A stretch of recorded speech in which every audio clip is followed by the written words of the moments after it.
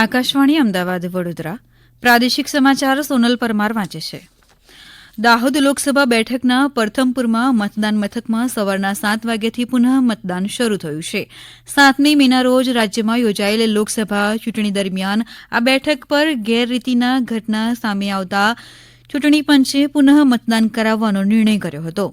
પરથમપુરમાં આજે શરૂ થયેલ પુનઃ મતદાનની વધુ માહિતી આપે છે અમારા મહીસાગર જિલ્લાના પ્રતિનિધિ કૌશિક જોશી. મહીસાગર જિલ્લાના સંતરામપુર વિધાનસભાના પ્રથમપુર ગામે વહેલી સવારથી જ મતદાન પ્રક્રિયા શરૂ કરી દેવામાં આવી છે. બપોરે 2 વાગ્યા સુધીમાં અત્યારે કહીએ તો સરેરાશ 42% જેટલું મતદાન આ મથકની અંદર નોંધવામાં આવ્યું છે. કહી શકાય કે અહીંયા 626 જેટલા પુરુષે મતદાન કર્યું છે, જ્યારે 279 મહિલાઓએ અહીંયા પોતાના મતાધિકારનો ઉપયોગ કર્યો છે. વહેલી સવારથી જ સુરક્ષાના ભાગરૂપે જિલ્લા પોલીસ વડા સહિત 30 જેટલા પોલીસ કર્મચારીઓ અહીંયા તૈનાત કરવામાં આવ્યા હતા. આસપાસના વિસ્તારોમાંથી મતદાન માટે મતદાન મથક સુધી પહોંચવા માટે જિલ્લા પ્રશાસન દ્વારા વાહનોની પણ વ્યવસ્થા કરવામાં આવી છે. ઉનાળાની કાળઝાળ ગરમીને લઈને જિલ્લા પ્રશાસન દ્વારા અહીંયા પીવાના પાણી તેમજ આરોગ્યલક્ષી સેવાઓ પણ મતદાન મથક પર પૂરી પાડવામાં આવી રહી છે.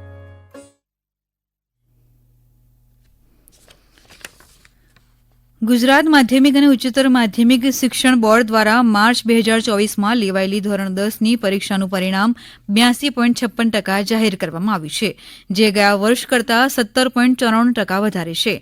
એટલે કે આ વર્ષનું ધોરણ 10નું આ પરિણામ છેલ્લા 30 વર્ષમાં સૌથી વિક્રમજનક આવ્યું છે.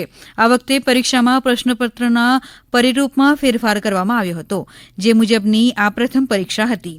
આ વખતે સૌથી વધુ 100% પરિણામ ધરાવતું કેન્દ્ર અમદાવાદ ગ્રામ્યનું દાલોદ અને ભાવનગર જિલ્લાનું તલકાજરડા કેન્દ્ર રહ્યું છે, જ્યારે સૌથી ઓછું 41.13% પરિણામ ગીર સોમનાથ જિલ્લાના તળ કેન્દ્રનું આવ્યું છે.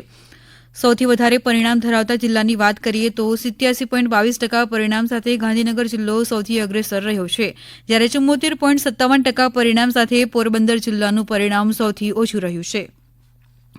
તો આ વખતે 1389 શાળા 100% પરિણામ ધરાવતી શાળાઓ બની છે, જ્યારે ગયા વર્ષે 2023માં આ આંકડો માત્ર 272 રહ્યો હતો.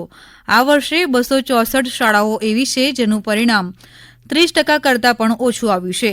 ગયા વર્ષે આ આંકડો 1084 રહ્યો હતો, જ્યારે આ વર્ષે 0% પરિણામ ધરાવતી શાળાઓની સંખ્યા 70 રહી છે, જ્યારે ગયા વર્ષે 2023માં આ આંકડો 157 સુધી રહ્યો હતો.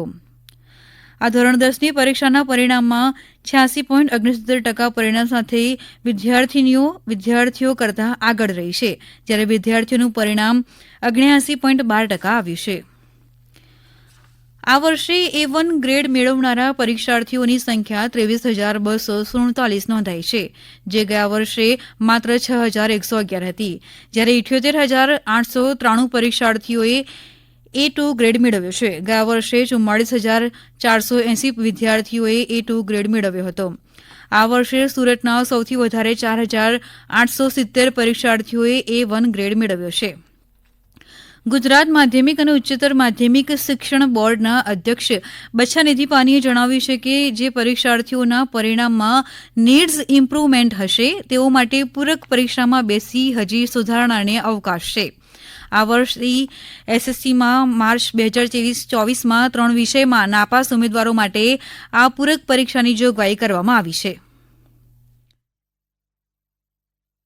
આ વખતનું જે રિઝલ્ટ આપણે જોયું છે એ 82.56% છે અને ગઈ વખતનું રિઝલ્ટ 64% હતું. કોવિડ પછી બાળકો અભ્યાસ ખૂબ સારી રીતે કરી રહ્યા છે અને એમાં આપણને જે છે એ રિઝલ્ટ બાળકોના સારું મળી રહ્યા છે.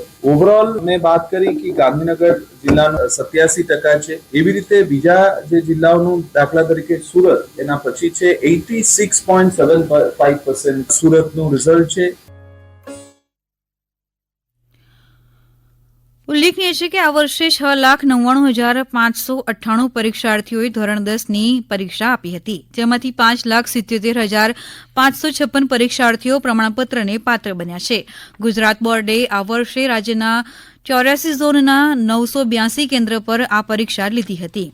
આ વર્ષે આણંદ અને પોરબંદર 2 જિલ્લા એવા છે જેનું પરિણામ 75%થી પણ ઓછું આવ્યું છે, જ્યારે અમદાવાદ શહેર, અમરેલી, દેવભૂમિ દ્વારકા, ગીર સોમનાથ, જૂનાગઢ, ખેડા અને વડોદરા જિલ્લાનું પરિણામ 75 થી 80% વચ્ચે આવ્યું છે.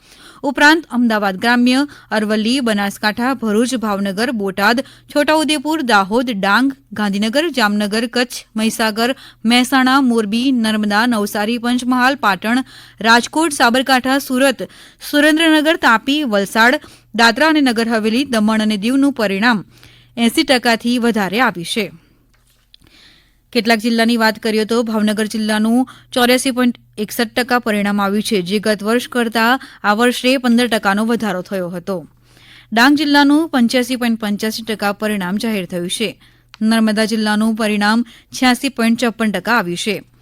નવસારી જિલ્લાનું 82.95% પરિણામ આવ્યું હતું. રાજકોટ જિલ્લાનું પરિણામ 85.23% રહ્યું છે. કેન્દ્ર શાસિત પ્રદેશ દમણમાં એસએસસીનું પરિણામ 88.53% રહ્યું છે.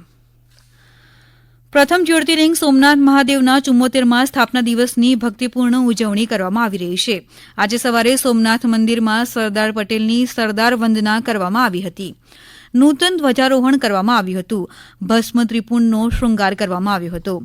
અમારા ગીર સોમનાથના પ્રતિનિધિ રાજેશ ભજગોતરે એક અહેવાલમાં જણાવ્યું કે 11મી મે 1951ના દિવસે સવારે 9:46 તત્કાલીન રાષ્ટ્રપતિએ શિવલિંગના નીચે આવેલી સુવર્ણ સલાખા ખસેડીને શિવલિંગની સ્થાપના કરીને પ્રાણ પ્રતિષ્ઠા કરી હતી. એ વખતે 108 તીર્થસ્થાનોના અને 7 સમુદ્રના જળ લાવીને સોમનાથ મહાદેવનો અભિષેક કરવામાં આવ્યો હતો. 101 તોપોની સલામી આપવામાં આવી હતી. હમણાં જ આપે આકાશવાણીના અમદાવાદ વડોદરા કેન્દ્ર પરથી પ્રાદેશિક સમાચાર સાંભળ્યા. વધુ સમાચાર માટે આપ અમારી YouTube channel AIR news Gujarat પર પણ સાંભળી શકશો. વધુ સમાચાર માટે આપ અમારા Twitter handle AIR news _ABAD ને ફોલો કરી શકશો.